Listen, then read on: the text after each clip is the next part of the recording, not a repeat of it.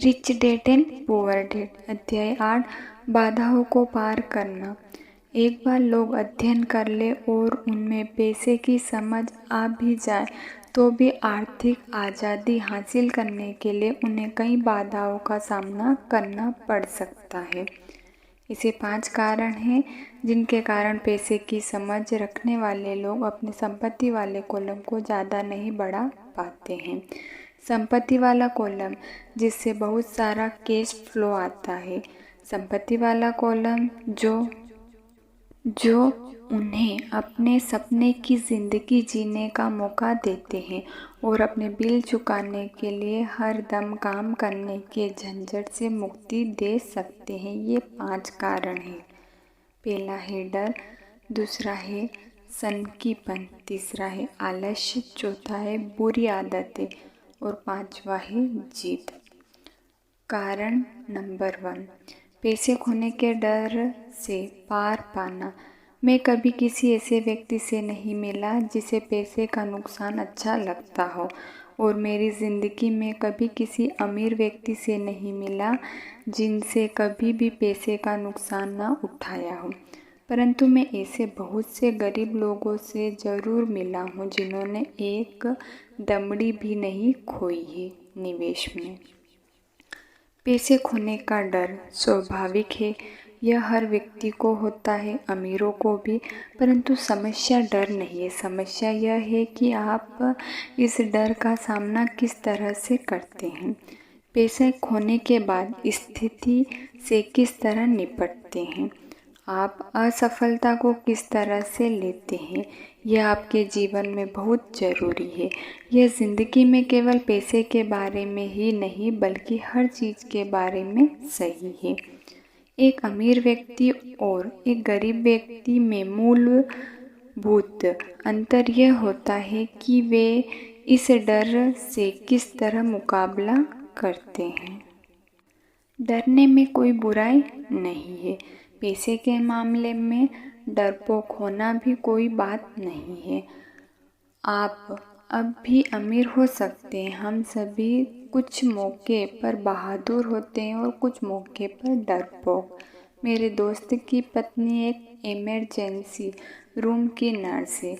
जब भी वह खून देखती है तो वह जल्दी काम में जुट जाती है। जब भी मैं निवेश का जिक्र करता हूँ तो वह भाग जाती है। जब मैं खून देखता हूँ तो मैं नहीं भागता, मैं बेहोश हो जाता हूँ। मेरे अमीर डैडी पैसे के नुकसान के डर को समझते थे।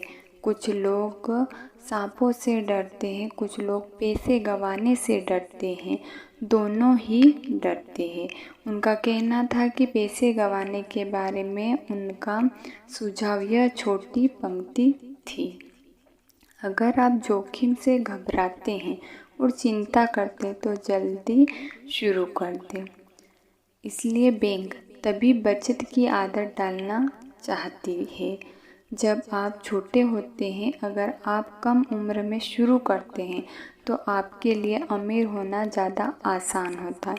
मैं इस बारे में ज़्यादा विस्तार से कुछ नहीं कहूँगा, परंतु 20 साल की उम्र में बचत शुरू करने वाले और 30 साल की उम्र में बचत शुरू करने वाले लोगों में बहुत बड़ा फ़र्क होता है, बहुत ही बड़ा फ़र्क। कहा जाता है कि विश्व के अजूबों में से एक है चक्रवृद्धि ब्याज की ताकत। मैनहट्टन आइलैंड की खरीदी दुनिया में महानतम सौदे में से एक मानी जाती है। न्यूयॉर्क को $24 में खरीदा गया था, परंतु अगर उस $24 को 8% सालाना ब्याज पर निवेश कर दिया जाए तो वही $24 1985 के अंत तक $28 ट्रिलियन से ज़्यादा हो गए होते। मैनहट्टन को 1995 की रियल एस्टेट की कीमत पर दोबारा खरीदा जा सकता था, और इसके बाद भी इतना पैसा बच जाता था कि लॉस का अधिकतर हिस्सा खरीदा जा सके। मेरा पड़ोसी एक बड़ी कंप्यूटर कंपनी के लिए काम करता है। वह 25 सालों से वह पर है। अगले 5 सालों में वह कंपनी को छोड़ देगा और उसके 401 रिटायरमेंट प्लान में $40 लाख जमा होंगे। यह मुख्य रूप से अच्छी गति से विकसित हो रहे फंड में निवेश किए गए हैं, जो बाद में बॉन्ड और गवर्नमेंट सिक्योरिटीज़ में बदल लिए जाएंगे। नौकरी छोड़ते समय उसकी उम्र केवल 55 साल होगी और उसके बाद उसके पास $3 लाख से ज़्यादा की आय होगी, जो कि उसने वेतन से ज़्यादा होगी। अगर आप हारने से डरते हैं या जोखिम लेने से डरते हैं तो भी यह किया जा सकता है, परंतु आपको जल्दी ही इसकी शुरुआत करनी होगी और एक रिटायरमेंट प्लान को बनाना ही होगा। और आपको निवेश करने से पहले एक भरोसेमंद आर्थिक प्लानर की सेवाएं लेनी होगी। परंतु अगर आपके पास ज़्यादा समय नहीं है या आप जल्दी रिटायर होना चाहते हैं तो आप किस तरह पैसे खोने के डर का सामना करते हैं? मेरे गरीब डैडी ने कुछ नहीं किया। वे केवल इस विषय को टालते रहे और इस बारे में चर्चा करने के लिए तैयार नहीं हुए। दूसरी तरफ मेरे अमीर डैडी का सुझाव था कि टेक्सास के लोगों की तरह ही मानसिकता रखूं। मैं टेक्सास और वहाँ के लोगों को पसंद करता हूँ। उनका कहना था कि टेक्सास में हर चीज़ बड़े पैमाने पर होती है। जब टेक्सास के लोग जीतते हैं तो वह बड़ी जीत होती है और जब वे हारते हैं तो वह हार भी अद्भुत होती है। वे हारना पसंद करते हैं? मैंने पूछा। मेरे कहने का यह मतलब नहीं है, कोई भी हारना पसंद नहीं करता है। मुझे एक खुश हारा हुआ व्यक्ति दिखा दो और मैं तुम्हें बता दूंगा कि हार ऐसी होती है। अमीर डैडी ने कहा, मैं जोखिम, पुरस्कार और असफलता के बारे में टेक्सास के लोगों के नज़रिए के बारे में बात कर रहा हूँ। वे ज़िंदगी के बारे में इसी तरह से सोचते हैं। वे बड़े सतर्क पर जीते हैं। वे यहाँ के अधिकतर लोगों की तरह नहीं जीते हैं, जो पैसे के मामले में बिल्कुल कॉकरोच की तरह होते हैं। जब कोई उन पर रोशनी डालता है तो कॉकरोच घबरा जाते हैं। जब किराना वाला उनकी चिल्लर में से चवन्नी कम कर देता है तो वे शोर मचाने लगते हैं। अमीर डैडी समझते रहे। मुझे टेक्सास का नज़रिया सबसे ज़्यादा पसंद है। जब वे जीतते हैं तो उन्हें खुद पर गर्व होता है और जब वे हारते हैं तो वे सेखी उठते हैं। टेक्सास में एक कहावत है, अगर आपको पागल होना है तो आप बड़े पैमाना पर हुआ जाए। यहाँ पर अधिकतर लोग हारने से इतना डरते हैं कि उनके लिए पागल होने के लिए दोहरा भी नहीं होता। वे माइक और मुझे यह लगातार बताया करते थे कि आर्थिक असफलता का सबसे बड़ा कारण यह होता है कि लोग खेल को बहुत ज़्यादा सुरक्षा तरीके से खेलते हैं। लोग हारने से इतना ज़्यादा डरते हैं कि वे हार जाते हैं। ये उनके शब्द थे। मेरी अपनी ज़िंदगी में मैंने यह पाया है कि जीत हमेशा हार के ठीक बाद आती है। जब मैंने आखिरकार मोटरसाइकिल चलाना सीखा तो उसके पहले मैं कई बार गिरा।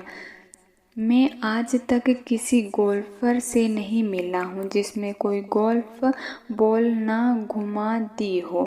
मैं आज तक ऐसे प्रेमियों से भी नहीं मिला हूँ जिनके कभी दिल न टूटे हो, और मैं आज तक कभी ऐसे अमीर आदमी से भी नहीं मिला हूँ जिसने कभी पैसा न गंवाया हो।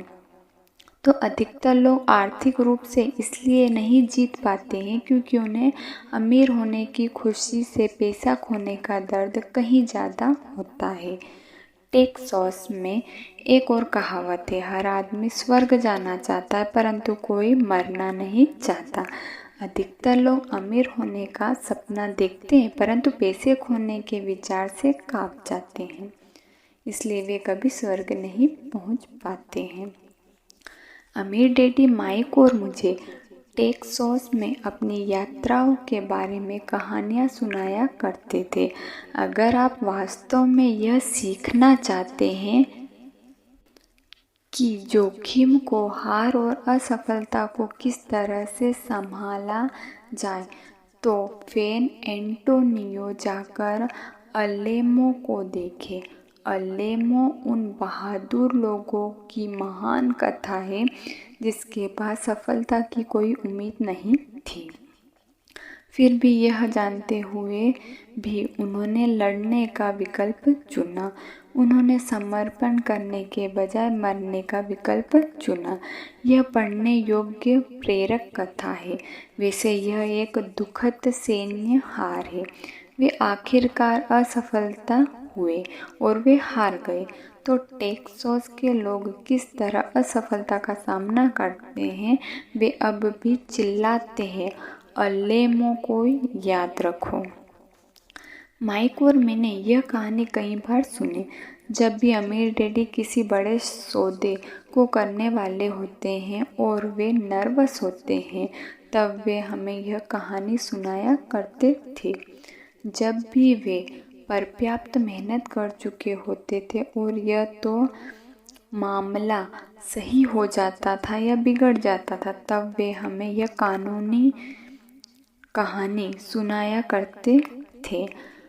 हर बार जब वे गलती करने या पैसे गंवाने के डरते थे, तब वे हमें यह कहानी सुनाया करते थे। इससे उन्हें ताकत मिलती थी क्योंकि यह कहानी उन्हें याद दिलाती थी कि किस तरह पैसे के नुकसान को आर्थिक विजय में बदला जा सकता है। अमीर डैडी जानते थे कि असफलता उन्हें ज़्यादा मजबूत और स्मार्ट बनाएगी। ऐसा नहीं था कि उन्हें हारना पसंद था या वे हारना चाहते थे। वे केवल इतना जानते थे कि वे कौन थे और वे किस तरह हार का सामना करेंगे। वे नुकसान उठा लेंगे और फिर उसे जीत में बदल देंगे। यही उन्हें एक विजेता बनाया था और दूसरा और पराजित।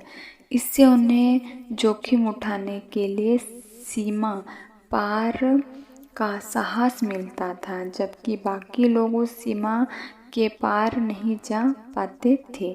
इसलिए वे टेक्सास के लोगों को इतना पसंद करता हूँ। उन्होंने एक बड़ी असफलता को लिया और उसे एक पर्यटन स्थल के रूप में बदल लिया जिससे करोड़ों की आमदनी हो रही है। परंतु उनके सबसे अर्थपूर्ण शब्द शायद ये है, टेक्सास के लोग अपनी असफलता को दफनाते नहीं हैं, वे उनसे प्रेरणा लेते हैं। वे अपनी असफलताओं को लेकर उन्हें नारों में बदल देते हैं। असफलता टेक्सास के लोगों को जीतने के लिए प्रेरित करती है, परंतु यह फॉर्मूला केवल टेक्सास के लोगों का ही फॉर्मूला नहीं है, यह सभी जीतने वालों का फॉर्मूला है। जैसे मैंने कहा, मोटरसाइकिल से बार बार गिरना गाड़ी चलाने सीखने की प्रक्रिया का हिस्सा था। मुझे याद है कि गिरने के बाद मुझ में गाड़ी चलाना सीखने के लिए ज़्यादा दृढ़ निश्चय आ गया था। मेरा दृढ़ निश्चय गिरने से कम नहीं हुआ था। मैंने यह भी कहा था कि मैं कभी किसी ऐसे गोल्फर से नहीं मिला जिसकी बॉल कभी गलत नहीं गई हो। किसी चोटी के प्रोफेशनल गोल्फर के लिए बॉल खोना या टूर्नामेंट हारना उससे ज़्यादा बेहतर बनने, कड़ी मेहनत करने और ज़्यादा अध्ययन करने के लिए प्रेरित करता है। इससे वे ज़्यादा बेहतर बनते हैं। जीतने वाले के लिए हार प्रेरणादायक बन जाती, हारने वालों को हार बर्बाद कर देती है। जॉन डी रॉकफेलर के शब्दों में, मैं हमेशा हर संकट को अवसर में बदलने की कोशिश करता था और जापानी अमेरिकी होने के नाते मैं भी यही कर सकता हूँ। कई लोग कहते हैं कि अमेरिकी गलती थी, मैं कहता हूँ कि यह जापानी गलती थी।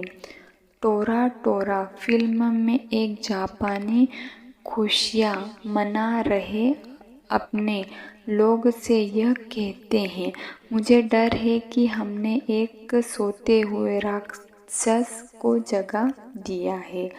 पर्ल हार्बर को याद करो एक नारा बन गया। यह अमेरिका की सबसे बड़ी हारों में से एक थी, फिर भी इसके कारण उसे जीतने की प्रेरणा मिली।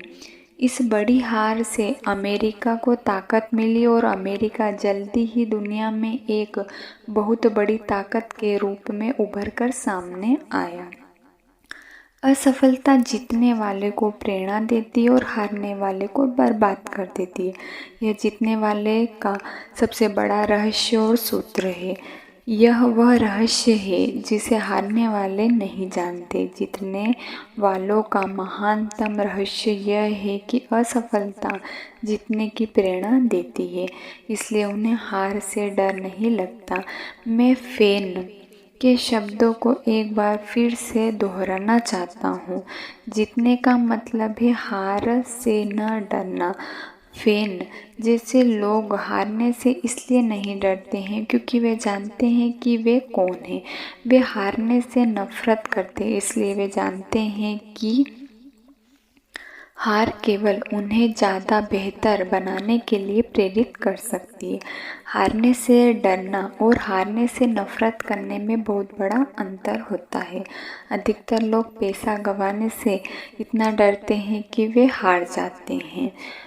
वे दोहरा के कारण ही पागल हो जाते हैं। आर्थिक रूप से वे जीवन में बहुत ज़्यादा सुरक्षा खेल खेलते हैं और बहुत छोटे पैमाने पर खेलते हैं।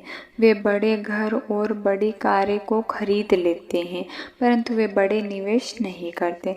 वह प्रमुख कारण जिसके कारण 90% अमेरिका जनता पैसे के लिए संघर्ष करती है यह है कि वे हार से बचने के लिए खेलते हैं, वे जीतने के लिए नहीं खेलते। वे अपने आर्थिक प्लानर्स या अकाउंटेंट या स्टॉक ब्रोकर्स के पास जाते हैं और एक संतुलित पोर्टफोलियो खरीद लेते हैं। अधिकतर के पास सीडी, कम आमदनी वाले फंड और बहुत कम स्टॉक्स में बहुत सा नकद जमा होता है। यह एक सुरक्षित और समझदारीपूर्ण पोर्टफोलियो होता है जो हार से बचने के लिए खेल रहा है, परंतु यह जीतने वाला पोर्टफोलियो नहीं होता। यह उस आदमी का पोर्टफोलियो होता है जो हार से बचने के लिए खेल रहा है। मुझे गलत मत समझिए, शायद यह 70% जनसंख्या से बेहतर पोर्टफोलियो होता है क्योंकि पोर्टफोलियो न होने से बेहतर है सुरक्षा पोर्टफोलियो होना। यह किसी ऐसे व्यक्ति के लिए बहुत बढ़िया पोर्टफोलियो होता है जो सुरक्षा को पसंद करता है, परंतु सुरक्षा खेल खेलने और संतुलित निवेश पोर्टफोलियो वह तरीका नहीं है जिससे सफल निवेश अपना खेल खेलते हैं। अगर आपके पास कम पूंजी है और आप अमीर होना चाहते हैं, अगर आप किसी सफल व्यक्तियों को देखेंगे तो शुरुआत में वे संतुलित नहीं होते हैं। संतुलित लोग कहीं नहीं जा पाते, वे एक ही जगह पर बने रहते हैं। प्रगति करने के लिए आपको पहले असंतुलित होना पड़ता है। इसे देखने के लिए आप अपने चलने की प्रगति को देखें। थॉमस एडिसन संतुलित नहीं थे, वे केंद्रित थे। बिल गेट्स संतुलित नहीं थे, वे केंद्रित थे।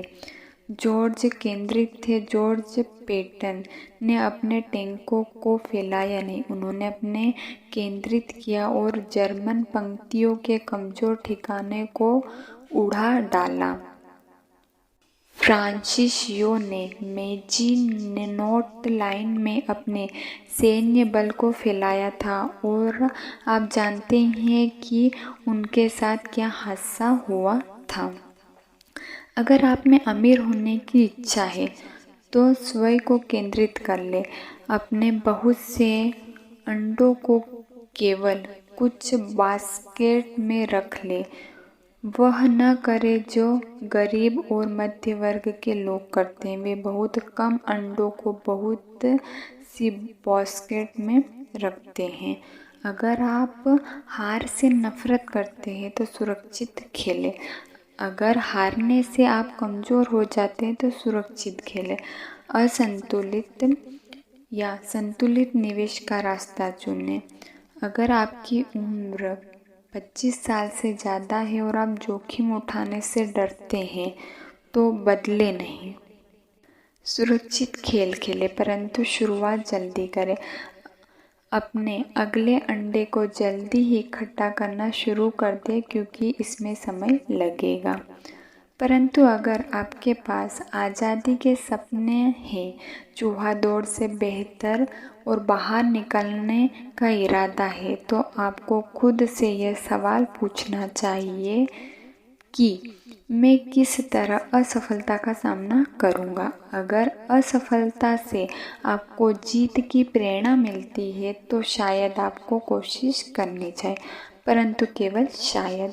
अगर असफलता आपको कमज़ोर बना देती है या आप पर मानसिक तनाव डालती है तो उस बिगड़े नवाब की तरह जो हर बार कोई चीज़ गलत होने पर मुकदमा दायर करने के लिए वकील को ढूंढता है और सुरक्षित खेल ही खेले।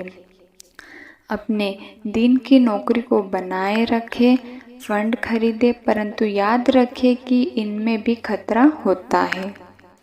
हालांकि तुलना रूप से ज़्यादा सुरक्षित होते हैं।